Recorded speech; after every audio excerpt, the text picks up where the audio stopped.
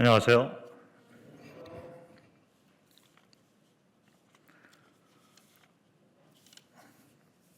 네, 여기까지 인도하신 주님께 감사를 드립니다. 제 개인적으로 이렇게 말씀을 드리면 사실 북부교회를 떠난다는 것을 별로 생각을 안 해봤던 것 같습니다. 저는 이제 구원받고 한 번도 이 소속교회를 바꾼 적이 없어요. 그래서 선교를 가는 동안에는 어쩔 수 없이 떠나 있었지만 제가 항상 이제 그 동대문 교회부터 시작해서 북부교회 소속으로 있었는데 이제는 가야 될 것 같아요. 그래서 좀 여러 가지 그 생각들이 들고 있는데 주님이 그렇게 인도하신 거에 대해서 제 나름대로 확신이 있기 때문에 가야 될 길을 떠나려고 합니다. 주님께서 그 개척을 위해서 이렇게 인도하신 제 개인적으로 분별한 그 이유가 세 가지가 있습니다. 그래서 이 세 가지 것에 대해서 제가 말씀을 드리고 그리고 그 연약한 사람이기 때문에 기도 부탁을 좀 말씀과 더불어서 드리기를 원합니다. 개척을 위해서 주님의 부르심으로 이렇게 확신한 첫 번째 이유는요. 아무래도 이제 그 비전이 주님이 보여주신 비전이 있기 때문에 그 비전에 따라서 가려고 합니다. 저는 개인적으로 제 은사가 무엇인가라고 생각을 해볼 때마다 원치 않는 그런 길이고 어쩌면 힘든 그런 걸음이었을지라도 어쩔 수 없이 저는 그 개척자의 삶을 여지껏 살았던 것 같습니다. 제가 1982년도에 이제 구원받고 얼마 되지 않아서 선교에 대한 그 꿈을 갖게 되었습니다. 그래서 88년도에 그때 그 한국에 올림픽이 있었죠. 저는 이제 호주에 선교 훈련을 받기 위해서 호주에 가서 그 서울에서 열리는 그 올림픽을 제가 그 텔레비를 통해서 본 기억이 납니다. 그래서 한국 모임에서 제가 첫 번째로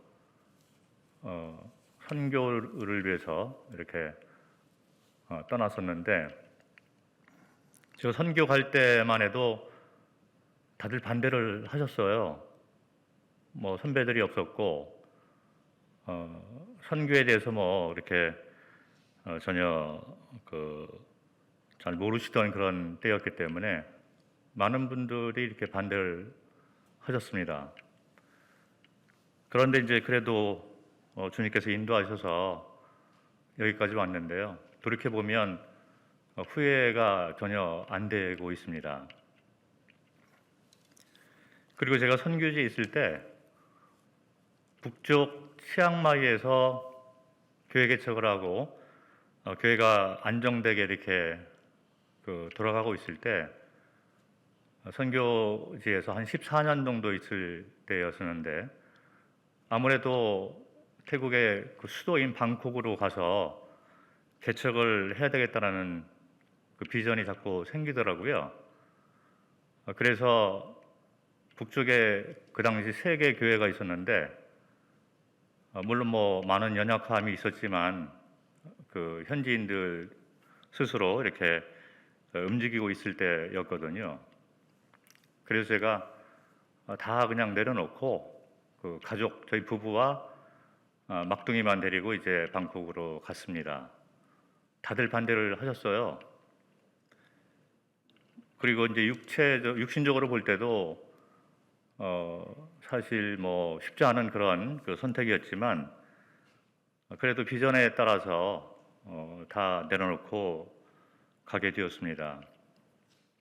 그리고 10여 년이 지나고 돌이켜 볼 때 후회함이 없었던 것 같아요. 중국 선교를 하는 것도 제가 비전에 따라서 이렇게 움직였던 것 같습니다. 돌이켜 보면 비전에 따라 움직이다 보니 그 후회가 안 되더라고요. 앞에 어떤 길이 있을지 모르고 열매가 얼마나 있을지 그것은 잘 모르는 거죠. 그런데 비전에 따라 움직이다 보니까 그 길이 맞다라고 이렇게 말을 할 수가 있었던 것입니다.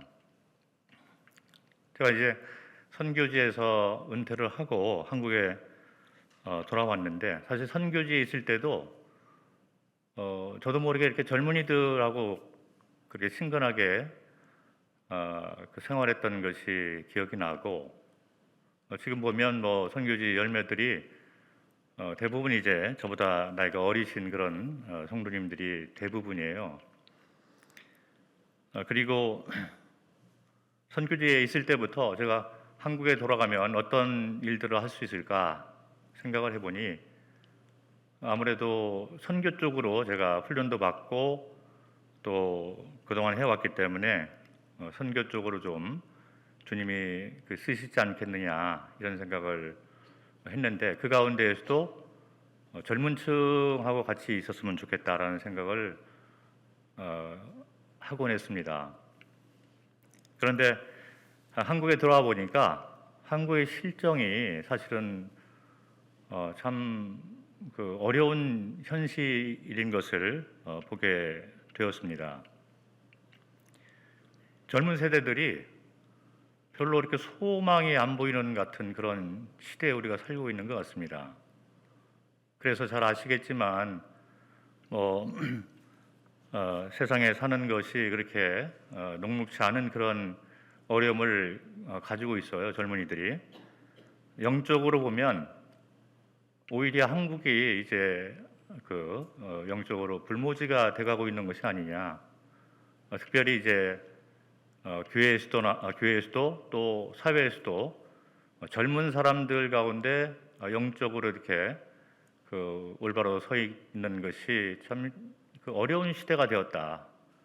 그래서 대학교를 보더라도 기독교 인구가 이제 5% 미만이 돼 있어요. 한국 대학교가. 그래서 선교적인 차원에서 보면 5% 미만의 기독교 인구를 가졌다 하면 그거는 미전도족 속으로 이렇게 분류를 합니다. 한국이 그렇게 돼 있는 거예요. 그러나 이제 그 마음 가운데 어려움들을 가지고 있기 때문에 영적인 필요를 느끼고 있는 거죠. 그래서 그들에게 그 희망을 주고 참 복음을 전하고 주 안에서 이렇게 그 삶을 새롭게 얻는 그런 그 복음을 전해야 되겠다라는 생각을 가지게 되었습니다. 그리고 한국의 그 실정이 기독교인들을 많이 배척하는 그런 분위기가 되었잖아요. 그래서 전도 전략과 선교 전략이 과거의 그런 방식으로는 힘든 그 사회가 되었다라고 보게 되었습니다. 한국에는 이제 한 거의 20만 되는 그 외국 유학생들이 대학가에 들어와 있어요. 그 가운데 뭐 이슬람권에서 많이 와 있고 다양한 그 나라 거의 200개 되는 나라에서 젊은이들이 이제 한국에 들어와서 공부를 하고 있습니다. 탈북민들도 대학에 있고 그리고 그 외에 대학을 넘어서서 한 250만 정도 되는 외국 노동자들이 한국에 와서 일을 하고 있습니다. 서울에는 잘 보이지 않는 그런 실정이라도 서울을 벗어나서 조금만 시골로 가게 되면 노동자들이 외국 노동자들이 많이 있는 것을 보게 되는 거예요. 태국 사람만 해도 20만이 넘는 태국민들이 한국에 들어와 있습니다.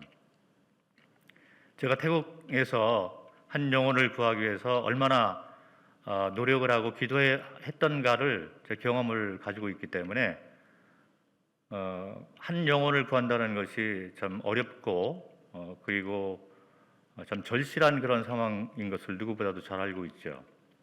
그런데 한국에 들어와 있는 태국 사람들은 도움이 필요한 사람들입니다.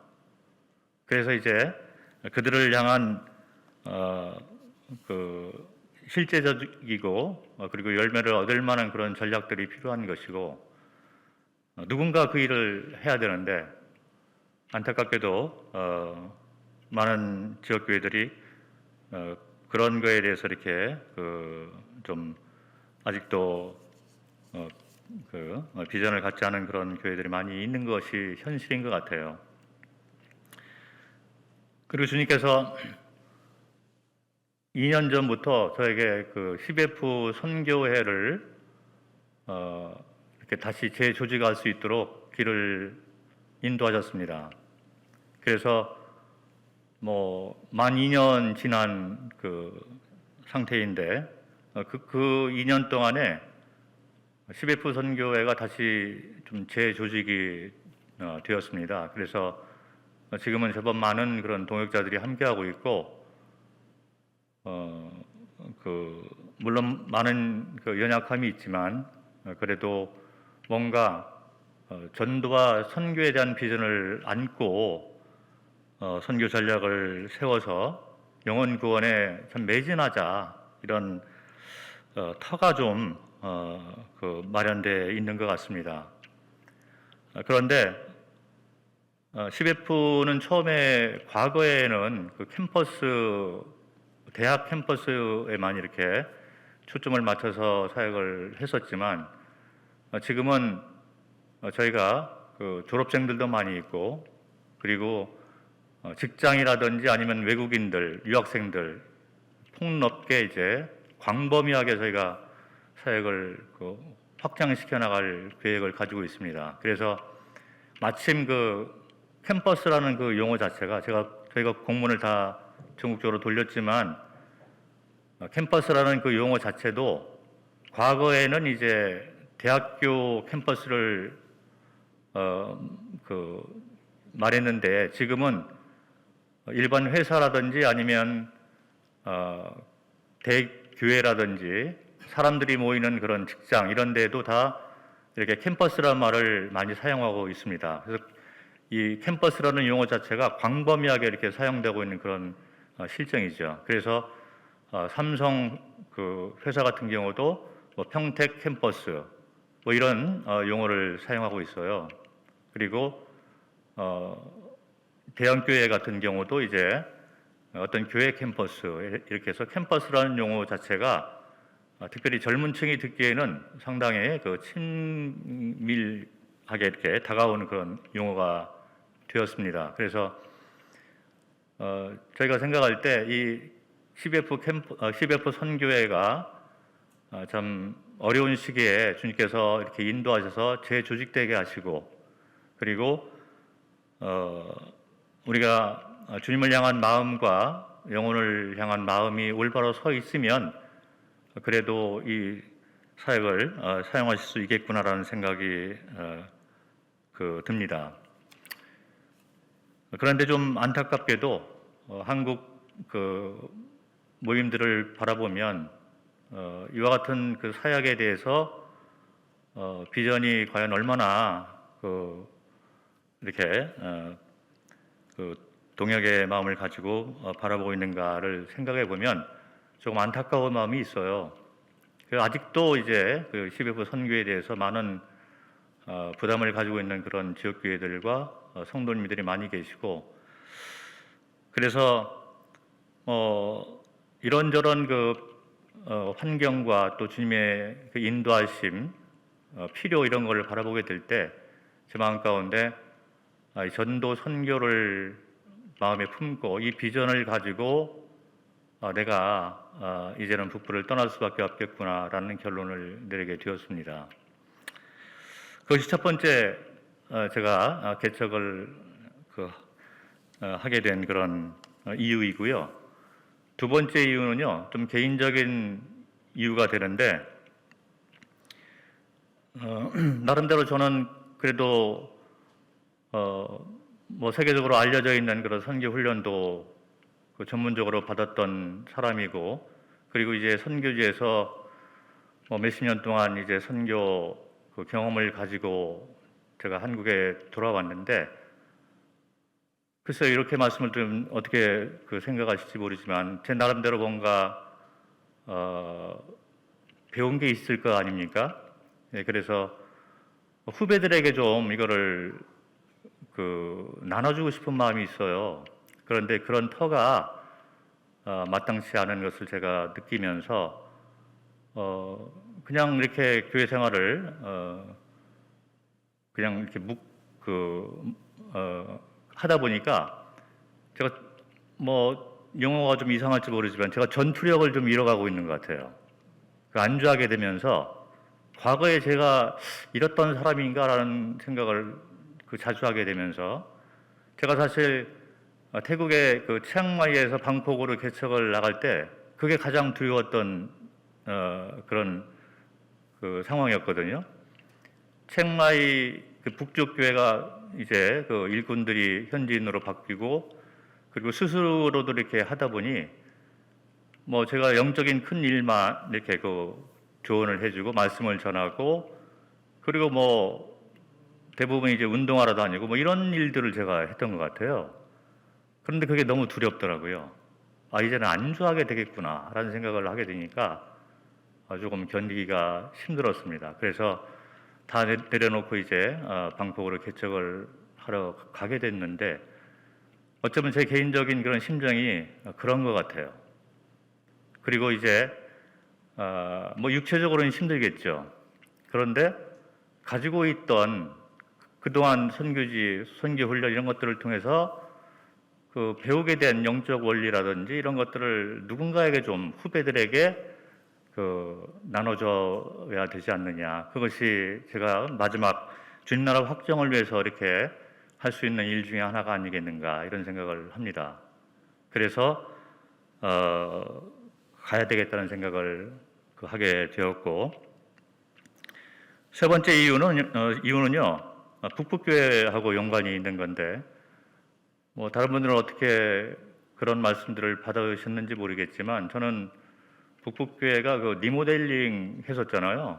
칸을 이제 방을 만들고 이럴 때 교회적으로 기도 제목을 내놓았던 것이 제 마음에 아직도 있어요.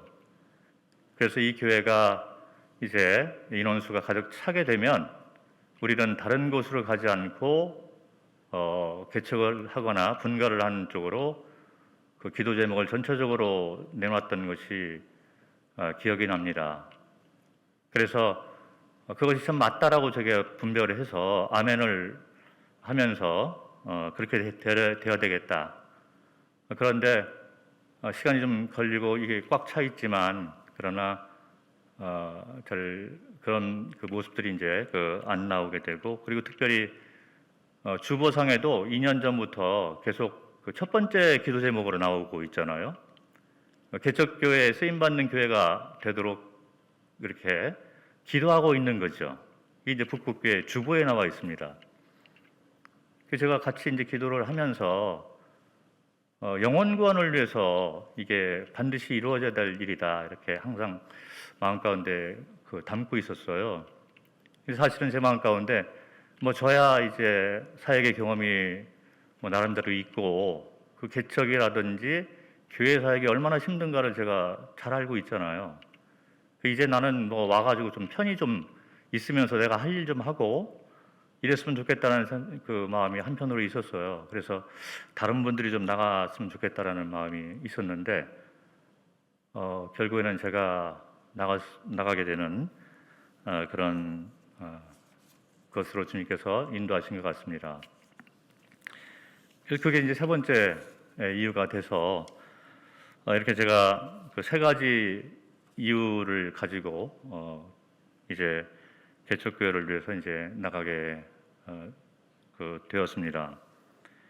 장소를 알아보는데요.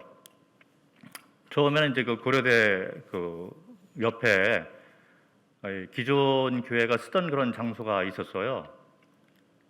그 왜 이제 그런 장소를 제가 알아봤냐면, 뭐 아시는 분들은 아시겠지만 지금 한국 사회가요, 코로나 때문에 이제 상가들이 많이 나오고 장소가 빈 장소들이 많이 나오고 있어요. 그런데 교회를 하겠다라고 얘기를 하면 문을 닫습니다. 허락을 안 하는 거예요. 그만큼 한국 사회가 교회에 대해서 마음들을 많이 닫고 있습니다. 그래서 제가 이제 보통 상가를 찾는 것은 뭐 힘들겠다라는 생각을 하게 되었고, 기독교 이제 웹사이트, 뭐 목회자들만 들어가는 그런 그 웹사이트가 또 있어요. 그래서 제가 거기 등록을 해서 이제 들어가서 이제 쭉 봤는데, 고려대 옆에 이제 그 기존에 쓰던 교회 건물이 하나 나왔더라고요. 임대 조건 이런 것이 뭐 쉬운 것은 아니었지만 그래도 가서 보니까 너무 좋은 것 같아요. 그래서 그걸 추진을 했었는데 마지막 단계까지 갔지만 원래 사역하시던 그 분이 이제 그 했던 말하고 현실하고 좀 많이 틀려져 있었고, 그래서 제 마음에 이제 부담이 생기기 시작하면서 다른 곳도 좀 알아봐야 되겠다. 주님이 뜨시면 뭐 다른 곳을 보여주지 않겠느냐 해서 다시 이제 상가 쪽으로 이렇게 돌아서 쭉 살펴봤는데, 주님이 그 회기역 쪽 역세권이죠. 유생병원 바로 옆에 40평 되는 장소를 보여주셨어요. 그런데 가격이 뭐 적당하더라고요. 그래서 이제 연락을 했는데 그분이 뭐 오랜 뭐 고민 끝에 결국에는 교회를 해도 되겠다라는 허락을 해서 저희가 가서 봤습니다. 봤는데 너무 좋더라고요. 이제 만화 카페를 하던 데거든요.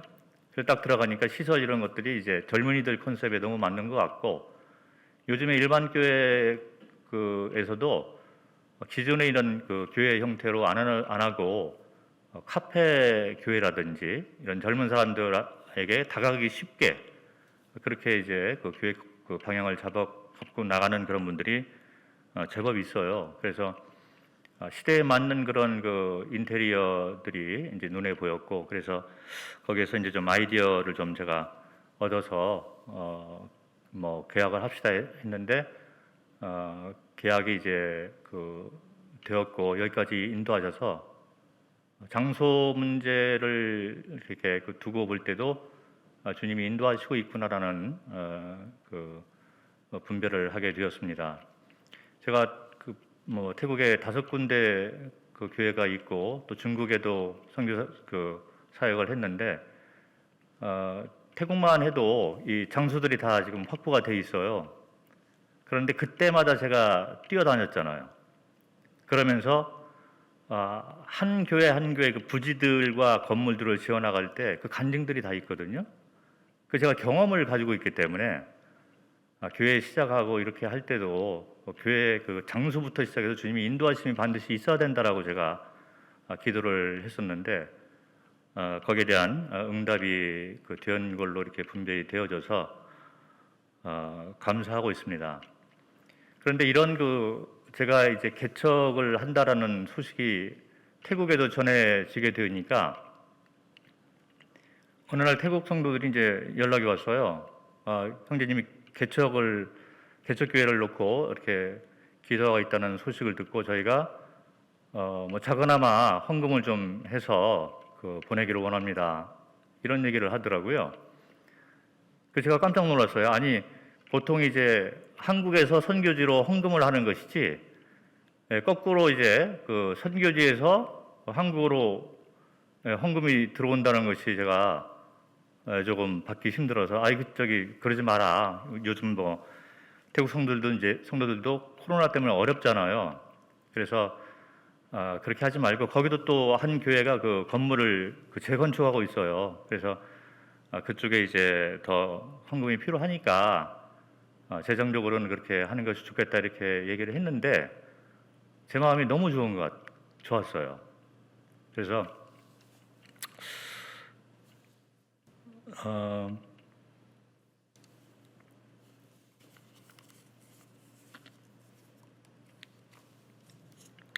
이런 것들을 이렇게 보면서 주님이 그래도 그 역사하시고 공의를 베푸시는구나 이렇게 그 분별하게 되었습니다. 개척을 하고 교회 일을 한다는 것이 사실은 쉬운 것이 아니죠. 제가 뭐 처음에 선교 나갈 때라든지 선교지에서 이렇게 뛰어다닐 때는 사실 잘 모르고 이렇게 젊었을 때 막 뛰어다니고 이렇게 열정을 가지고 했었는데 이것저것 다 경험하고 여기까지 와서 또 다시 이 일을 하려고 하니까 제가 사실은 자신이 하나도 없습니다. 이 일을 알잖아요, 이미. 그래서 자신도 없고 육신적으로는 뭐 안주하고 싶은 마음도 자꾸 들고 그렇게 해요. 그런데 주님 나라 확장을 위해서 가는 것이 그 주님의 뜻이기 때문에 믿음으로 이제 가려고 합니다. 믿음으로 간다, 믿음을 가지고 간다라고 얘기를 하는 것은 뭐 주님이 뭐 하시겠지 뭐 이런 정도의 어떤 그런 말이 아니라 사실 성경에서 말하고 있는 영적 원리를 붙잡고 나가는 것이죠. 그래서 저는 뭐 육신적으로 볼 때 자신이 없어요. 그리고 앞으로 어떤 열매가 있고 어떤 길이 저에게 펼쳐질지 저는 모르겠습니다. 그런데 제가 이 시점에서 오직 할 수 있는 것은 성경에서 말하는 영적 원리만 붙잡고 그 방향대로 이제 가기를 원하는 마음이 있어요. 그래서 제가 좀 말씀한 데를 보면서 이 원리를 따라서 가기를 원하고 그리고 제가 이 원리에 따라서 갈 수 있도록 기도를 해 주셨으면 감사하겠습니다. 내려놓음이죠. 저는 뭐 성경을 이렇게 창세기부터 계시록까지 제가 아무리 봐도 한 가지 맥을 계속 얘기하고 있는 것 같아요. 내가 주인이다 이런 말씀을 계속 하고 있는 것이죠. 창세기부터 계시록까지 너는 알 수 없고 내가 너에게 생명을 준 창조주 여호와 하나님이시고 그리고 선과 악의 기준을 내가 정하는 것이지 너희 스스로 정하는 것이 아니다. 그래서 그 말씀이 이제 에덴 동산 안에 있는 생명나무와 선악을 알게 하는 나무로부터 시작이 됩니다. 그래서 이것이 성경에 일괄된 그런 그 가르침인 것이죠. 내려놓음. 우리는 자아를 부인해야 되고 주님을 주인으로 모시고 살아가는 것입니다.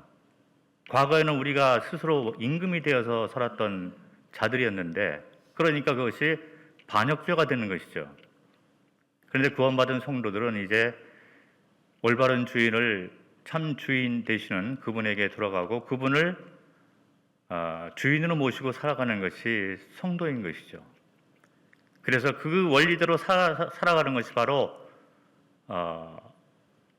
복음부터 시작해서 복음의 핵심도 거기에 있는 것이고 성화의 원리가 바로 거기에 있다라고 분별을 합니다.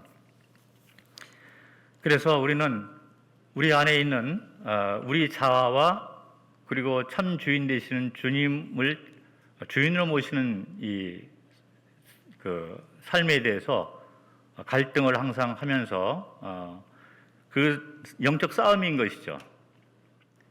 그 교회를 하거나 복음을 전하거나 이래서 어떤 어려움이 있을까? 저는 그게 뭐 큰 것은 아닌 것 같아요. 내 앞에 어떤 일들이 놓여 있을까? 별로 관심이 별로 없습니다. 때가 되면 닥쳐야 될 그런 문제이지만 저에게 가장 큰 문제가 뭐냐면 제 안에 있는 자아와 그리고 성경 원리대로 주님을 주인으로 모시는 그 길, 이 두 가지 길 가운데서 일어나고 있는 싸움인 것 같아요. 누가복음 말씀을 보겠습니다. 누가복음 14장 말씀.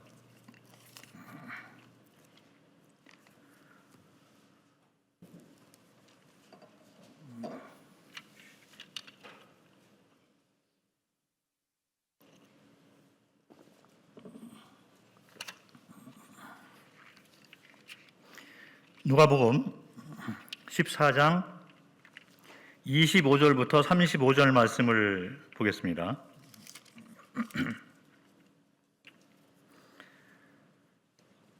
자, 이 말씀은 제자가 되는 원리, 영적 원리에 대해서 말씀을 해주고 있습니다.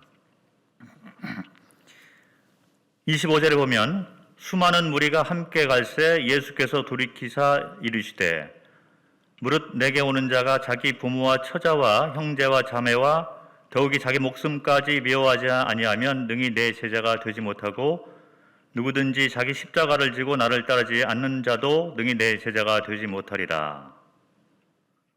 자, 여기 보면 27절에 자기 십자가라는 말이 있고 또 34절을 보면 소금이 좋은 것이나 그래서 소금을 말하는 것, 자기 십자가라든지 소금 이런 그 단어가 나오는데 이것은 구원받지 않은 자에 대한 그런 말씀이 아니고 구원받은 성도들에게 향하는 그런 교훈의 말씀이다라고 분별을 하게 됩니다.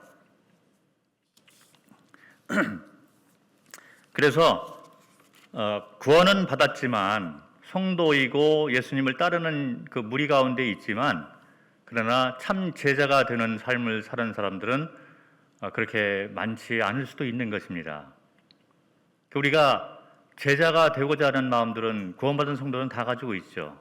그런데 성경에서 말하는 영적 원리대로 살지 못하면 아무리 제자가 되고자 해도 또 영적으로 성숙하고 성장하려고 해도 그렇게 되지 못한다는 것을 이 말씀에서 보여주고 있는 거예요. 그러면 구원받은 성도가 주님께서 기뻐하시는 제자가 되는 원리가 과연 무엇인가? 주님께서 어떠한 자들을 쓰시고 있는가는 사실은 명백하게 나와 있습니다. 우리가 부인을 하고 싶은 마음이 간혹 들 때가 있어요. 그런데 성경은 변치가 않습니다. 일괄되게 창세기부터 계시록까지 똑같은 말을 해주고 있어요. 그것은 바로 내가 주인이고 너희는 내려놓아라. 우리는 죽고 그리스도가 사시는 것이죠. 이 말씀이 바로 그 주제를 이야기하고 있는 것입니다. 26절에 미워하지 아니하면 이런 말이 나와 있죠. 그래서 우리는 이 말씀을 보면 부모를 미워하고 처자, 아내와 자식을 미워하고 형제 자매를 미워하고 자기 목숨까지 미워해야 된다라고 생각을 할지 모르지만 여기 나와 있는 미워하지 아니한다 이 말은 덜 사랑한다 이런 의미가 되는 것입니다. 무슨 말씀이냐면 살아가는 동안에 성도의 삶의 우선순위를 얘기해 주고 있는 것이죠. 우리는 부모도 사랑하고 그리고 아내와 자식들도 사랑하고 내 목숨도 사랑해야 되는 거예요. 그런데 주님보다 더 사랑해서는 안 된다는 얘기를 해주고 있는 것입니다. 가장 많이 사랑하고 삶의 첫 번째로 나오는 분은 바로 참 주인 되시는 주님이시라는 것이죠.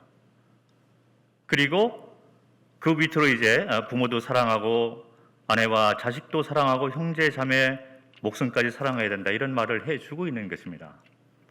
그런데 이 우선순위가 바뀌게 되면 제자가 못 된다는 거죠.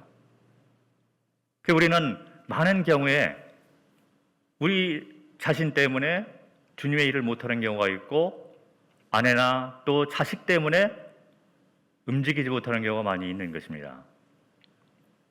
그 성경에서 그런 것들을 이제 이야기해 주고 있는 것이죠.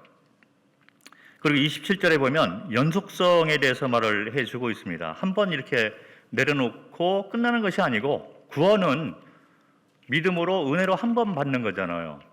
근데 27절에 보면 누구든지 자기 십자가를 지고 나를 따르지 않는 자는 능히 내 제자가 되지 못하리라. 연속성을 얘기해 주고 있는 것이죠.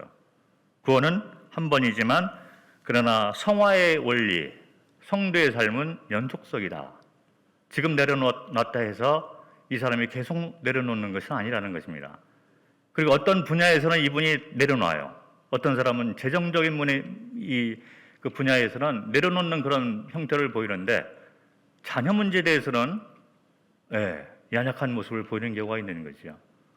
그래서 모든 분야에서 이제 주님을 우선순위로 두고 내려놓지 않는 그런 삶을 산다면 제자의 삶은 되게 힘들다라는 얘기를 해주고 있는 것입니다. 그래서 그 답변으로 27절과 연관돼서 이제 33절에 더 명확하게 말씀을 해주고 있는 거예요. 33절을 보면 이와 같이 너희 중에 누구든지 자기의 모든 소유를 버리지 아니하면 능히 내 제자가 되지 못하리라. 명확하게 말씀을 해주고 있습니다.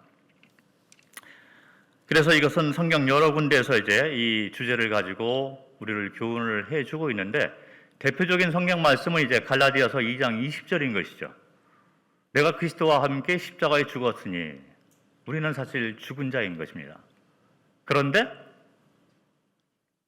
은혜로 구원받았는데 살아가는 것은 아직도 자기가 왕이 돼서 살아가는 경우가 많이 있다는 거죠. 그래서 이것은 내 재산이요, 이것은 내 가족이요, 이것은 내 자식이요, 그리고 내 왕국을 위해서 살아가는 경우가 많이 있는 것입니다. 제자가 되려면 이와 같은 것들이 다 십자가에서 함께 죽어야 되는 거죠. 그리고 이제 주님께서 나의 주인이 되는 삶을 살아야만 된다는 것입니다. 그것이 바로 자기 십자가를 진다라는 의미가 되는 것으로 저는 분별을 합니다. 주제권이 이제 바뀌는 것이죠. 그래서 우리가 복음을 전할 때도 죄사함의 복음만 이렇게 전할 것이 아니라 사실은 복음이 시초부터 시작해서 이 주제권에 대해서 명확하게 얘기하고 있는 거예요. 만찬의 핵심 내용도 주제권인 것입니다. 복음도 그렇고 성화의 원리도 그렇고 이 주제권에 대해서 말씀을 해주고 있는 거죠. 어떤 분이 구원은 받았다고 하는데 이 주인이 바뀌는 것에 대해서 잘 모르는 경우가 있어요. 복음에 대해서 다시 명확하게 들을 필요가 있다고 생각을 합니다. 물론 죄사함을 통해서도 그냥 구원받는 사람이 있겠죠. 그러나 복음의 핵심 내용은 주제권을 분명히 말을 해주고 있는 것입니다. 그리고 이제 28절부터 32절에 보면 이런 것을 설명해 주는 두 가지 예를 말씀해 주고 있어요. 28절부터 30절에는 망대를 세우는 자의 비유를 얘기를 해주고 있습니다.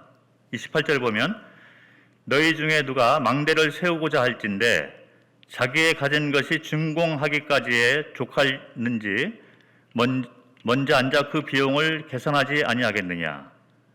그렇게 아니하여 그 기초만 쌓고 능히 이루지 못하면 보는 자가 다 비웃어 이르되 이 사람이 공사를 시작하고 능히 이루지 못하였다 하리라.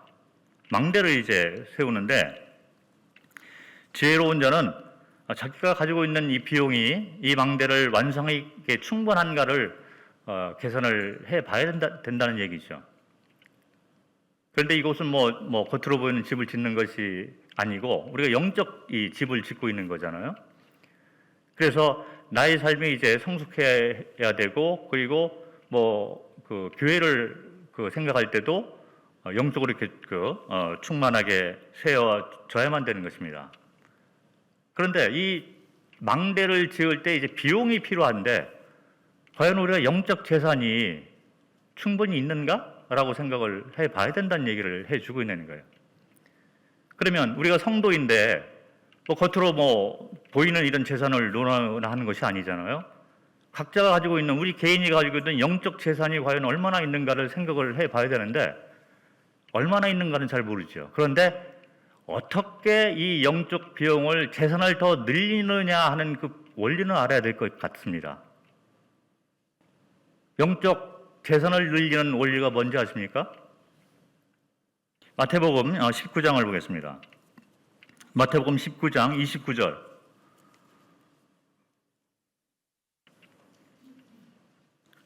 또 내 이름을 위하여 집이나 형제나 자매나 부모나 자식이나 전토를 벌인 자마다 여러 배를 받고 또 영생을 상속하리라. 내려놓는 거예요. 주님 나라 확장을 위해서, 주님 이름을 위해서, 주님 뜻을 이루기 위해서 내려놓는 것이죠. 뭐 다 포기하라 이런 그리고 뭐 아주 어렵게 이렇게 살아라 이런 말은 아닌 걸로 분별을 하는 거죠. 그런데 주님 것이고, 그리고 이 가지고 있는 보이는 재산 이런 것들도 영생을 위해서, 영적인 일을 위해서 누가 이렇게 헌신하고 내려놓는가, 이런 거에 따라서 그 사람의 영적 재산이 이렇게 많아질 수 있다는 것입니다. 우리가 잘 알고 있는 그런 원리죠. 사실은 세상에서도 이런 투자를 해야지 이제 공부에 투자한 사람들은 공부를 더 잘하게 되는, 아무래도 그렇지 않겠습니까? 그런 원리는 이게 뭐 영적인 거에도 해당이 된다라고 생각을 합니다.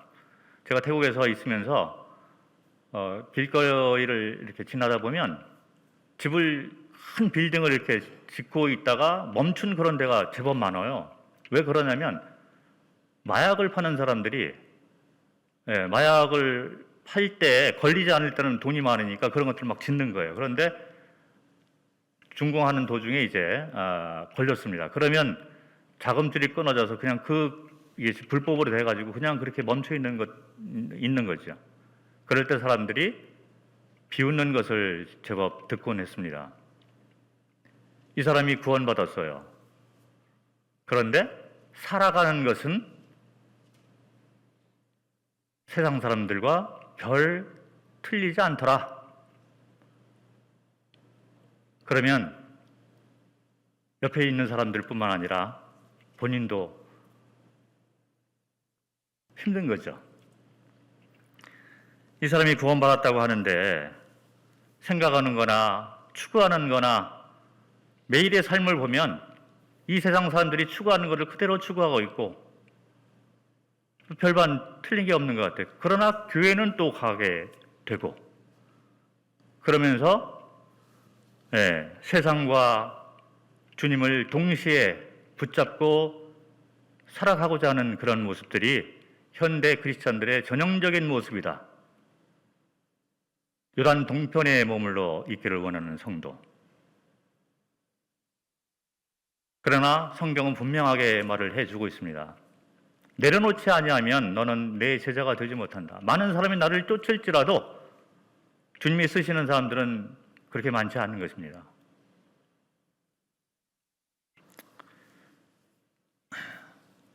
영적 재산을 늘리는 방법은 주님 나라 확정을 위해서 내려놓기 시작하는 것입니다. 그리고 두 번째 비유가 31절과 32절에 나와 있습니다. 31절을 보면 또 어떤 임금이 다른 임금과 싸우러 갈 때 먼저 앉아 1만 명으로서 저 2만 명을 거느리고 오는 자를 대적할 수 있을까 헤아리지 아니하겠느냐. 만일 못할 터이면 그가 아직 멀리 있을 때 사신을 보내어 화친을 정할지니라. 여기 두 명의 임금이 나오는데 여러 분별이 있을 수 있다라고 봅니다. 근데 제 개인적인 분별은 내 안에 있는 영적 싸움으로 이렇게 분별을 합니다. 첫 번째 나오는 어떤 임금, 1만 명을 가지고 있는 이 임금은 자기가 주인 돼서, 자기가 임금 돼서 사는 삶. 그런데 다른 임금이 이제 더 큰 병력을 가지고 오는 거예요. 이게 서로 안 싸우면 괜찮을 것 같은데 여기 말하는 것은 싸움이 있다는 것입니다. 그런데 이 성경을 이렇게 구절을 좀 잘 살펴보면 승리하는 싸움은 아닌 것 같아요. 반드시 지는 싸움인 거예요. 1만 명을 가지고 싸워봤자 다른 임금이 와서 이제 나를 어렵게 만들고 나는 패배할 수밖에 없다. 우리 안에 이 싸움이 있습니다. 사도 바울도 같은 싸움을 싸웠고 구원받은 성도들, 우리들도 똑같은 싸움을 매일같이 매 순간 싸우고 있는 거예요. 그런데 많은 경우에 우리는 내가 아직도 임금돼서 살아가고 있다는 것이죠. 그럴 경우에 우리는 주님과 싸움을 할 수밖에 없는 것입니다. 구원받지 못한 자들도 반역죄를 졌기 때문에 이제 심판을 받게 되는 것인데, 거기에서 죄사함을 받고 구원받은 성도들도 살아가는 동안에 성화의 단계에 있어서 다시 옛 성품이 나오고 자기가 임금이 돼서 살아가는 형태가 있다는 것입니다. 대부분 우리는 그 싸움을 싸우고 있는 거예요.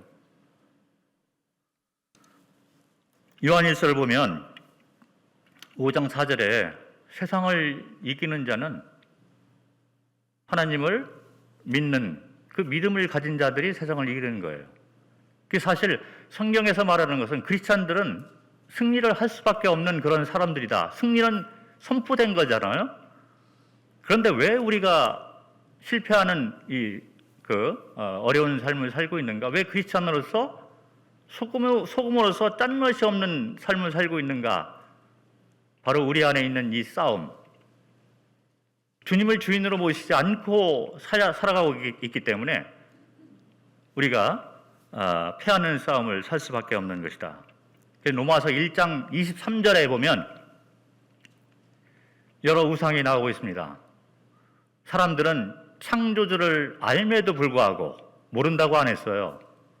알면서도 그 창조주를 대신해서 우상들을 만들어 살아가고 있는 거예요.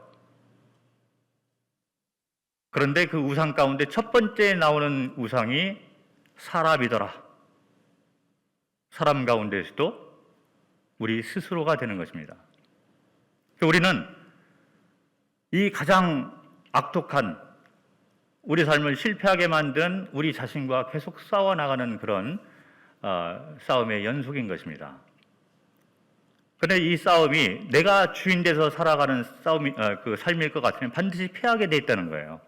생각해봐라. 다른 임금이 와서 이제 어쩔 수 없이 싸울 수밖에 없는 그런 상황인데 나는 패배할 수밖에 없는 싸움인 것입니다. 그래서 성도들은 이거를 빨리 캐치하고 삶으로 경험을 하든지 각 개인이 빨리빨리 이거를 알아야 돼요. 그래야지 성숙해질 수가 있고 주님이 쓰실 수 있는 것이죠. 그게 바로 제자가 되는 삶의 원리인 것입니다. 저는 한국에 살면서 이런 거에 대해서 경험을 별로 못하고 살았던 것 같아요. 그런데 선교지에 가서 이것저것 하다 보니 결론이 이거였던 것 같습니다. 그리고 돌이켜보니까 선교 훈련을 받을 때도 초점이 거기에 맞춰져 있었던 것을 나중대에서 제가 알게 되었어요. 그리고 이제 제 후배들에게 그거를 말해주고 싶습니다. 내려놓음인 거죠. 승리는 어차피 우리가 임금 돼서 살 때 우리는 승리라는 것이 없어요. 그럼 어떻게 해야 되느냐? 항복이 있죠. 그런데 항복은 뭐냐면 실컷 싸우다가 도저히 안 되겠어서 실컷 얻어맞고 주저앉게 되는 것이 항복인 거예요. 그 어떤 성도들은 항복하게 되더라고요. 자기가 주인 돼서 살고 끝까지 안 놓으려고 이렇게 하다가 주님이 때리니까 하나하나 내려놓기 시작하면서 결국에는 항복하게 되는 것을 보게 됩니다. 그런데 또 한 가지 방법이 있어요. 제일 좋은 거는 성경에 나와 있는 대로 화친인 것이죠. 먼저 앉아 패배하기 전에, 그리고 항복하기 전에, 두드려 맞고 항복하기 전에 주재권을 넘겨드리는 거예요. 그게 가장 좋잖아요. 그래서 성경에는 화친이란 단어를 사용을 하고 있습니다. 이 원리를 빨리 깨닫고서 얻어맞기 전에 내려놓는 삶을 사는 사람들이 성숙한 자다, 지혜로운 자다, 이렇게 생각을 합니다. 그래서 저는 이제 앞에 어떤 것이 있을지 몰라요. 그런데 이 원리를 붙들고 가기를 원합니다. 그래서 33절에 보면 이와 같이 너희 중에 누구든지 자기의 모든 소유를 버리지 아니하면 능히 내 제자가 되지 못하리라. 이런 결론을 하고 있는 거예요. 두 가지 예를 들고 결론적으로 이런 결론을 말하고 있습니다. 그러면서 34절에 보면 소금이 좋은 것이나 소금도 만일 그 맛을 잃으면 무엇으로 짜게 하리요? 성도들이 소금이잖아요. 빛과 소금인데 이 소금이 짜지 않아요. 왜 그러냐면 맛이 간 거죠. 성도의 삶을 살지가 않는 거죠. 자기가 여전히 임금돼서 살아가고 있으니까 소금인데 짠맛이 없습니다. 영적 힘이 없어요. 교회가 그럴 수 있고 가정이 그럴 수 있습니다. 이것이 바로 이 주제권 문제는 바로 복음의 핵심 내용이 되고 성만찬, 만찬의 핵심 내용이 되는 거예요. 구원받았으니까 감사합니다, 감사합니다. 주님이 과연 그 말만 듣기를 원하는 것이냐? 우리는 주제권을 확실하게 넘겨드리는 삶을 살아야만 된다라고 믿고 있습니다. 그래서 이것은 주기도문의 내용을 봐도 핵심 가르침이 되는 거예요. 먼저 그의 나라와 그의 뜻을 이루는, 그 이름을 먼저 높이는 삶을 살아라, 이런 말을 해주고 있는 것입니다. 그리고 난 후에 사람을 위해서 기도하고 우리 필요를 위해서 기도하고 이 기도부터 바뀌어야 된다, 이렇게 말을 해주고 있는 것이 주기도문의 가르침인 것입니다. 성경 전체의 가르침이죠. 그런데 내려놓지 못하고 살아가는 성도가 소금으로서 짠맛이 없다라고 이제 성경에서 말을 해주고 있는데, 이런 자들은 어떤 삶을 가지고 있냐면요, 35절에 보면 이런 분들은 땅에도 거름에도 쓸데없어 내버리느니라. 들을 귀가 있는 자는 들을지어다 하시니라.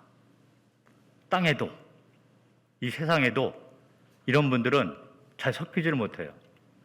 거름에도, 주님 나라 확장을 위해서도 크게 쓰임받지 못합니다. 이게 성도, 세상과 주님을 동시에 잡고 살아가고자 하는 성도의 모습은 바로 이런 거예요. 성도가 세상과 섞일 수 있나요? 세상과 섞이는 것도 두려워하는 거죠. 그러니까 주일날 되면 교회에 나옵니다. 성경 보라니 보고 있는 거예요. 지식이 없어서 내 삶이 변하지 않을까? 그러니까 공부를 하고 싶어 하는 겁니다. 그런데 지식은 지식일 뿐 소금이 짠맛이 없더라. 내려놓지 못하는 거예요. 많은 지식을 가지고 있음에도 불구하고 여전히 그 삶의 모습 가운데 내려놓음이 없어요. 주제권이 스스로가 왕이 되어서 살아가고 있는 거죠. 지식이 있으면 무엇합니까? 그래서 세상에도 잘 적응을 못하는 것이 현대 크리스찬들의 모습이다. 그러니까 세상이 싫어하는 겁니다. 저 사람들이 소금이라 하는데 짠맛을 가지고 있어야 되는데 이 사람들이 도대체 뭐 하는 사람들이냐? 정체가 불분명한 사람들이 있는 거예요. 빛이라 하는데 빛이 없어요. 세상 사람들이 말을 합니다. 이 사람들은 도대체 정체가 뭐냐? 그러니 세상 사람들이 교회를 배척하는 것입니다. 그러면 거름에는 쓸모가 있을까요? 주님 나라 확장을 위해서 내려놓고서 주님이 원하시는 삶을 살아야 되는데 그것도 또 안 하는 거예요. 요단 동편에 탁 자리를 잡고 있으면서 나는 광야도 아니요 가나안도 들어가기 힘들더라. 거기까지 주일날 오후 3시까지 뭐 대충 이런 거 아니겠습니까? 그리고 딱 끝나면 이제 돌아가서 세상 사람들이 추구하는 걸 추구하고 안주하면서 그렇게 살아가고 싶어하는 것이 여기 나와 있는 전형적인 현대 크리스천들의 모습이다 생각해 볼 수가 있는 것입니다.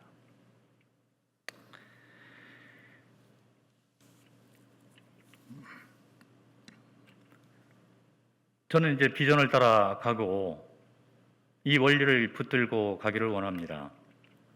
말씀드렸지만 일이라든지 또 교회가 얼마나 부흥하고 이런 거에 대해서는 저는 주님이 하시는 일이고 어떤 동역자들이나 어떤 사람들이 붙여질까 주님이 아시겠죠.